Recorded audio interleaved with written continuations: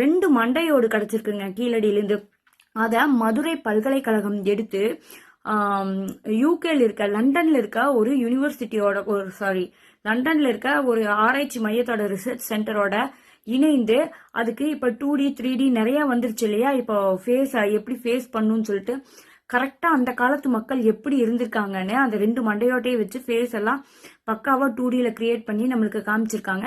முடிஞ்ச அந்த வீடியோ நான் இதில் அட்டாச் பண்ணுறேன். அதில் தாடை பகுதி இல்லாதங்காட்டி அந்த தாடை பகுதி மட்டும் இவங்களே வந்து ஷேப் பண்ணியிருக்காங்க. மற்றது எல்லாமே வச்சு அந்த மண்டையோட டிசைன் வச்சு அவங்க மனுஷன் உருவம் வரைஞ்சிட்டாங்க. அதில் ஆராய்ச்சி பண்ணதில் ஆண்கள் எல்லாம் வந்து அந்த காலத்தில் 5.9 ஃபீட் இருக்கிறதாகவும் பெண்கள் எல்லாம் 5.4 5.5 அந்த மாதிரி ஹைட்ல இருக்கிறதாகவும் சொல்லியிருக்காங்க. இப்போ இந்த இறந்த மண்டையோட்டில் வந்து அவங்க 50 இயர்ஸ் ஓல்டு மேன் அப்படிங்கிறதும் கண்டுபிடிச்சிருக்காங்க.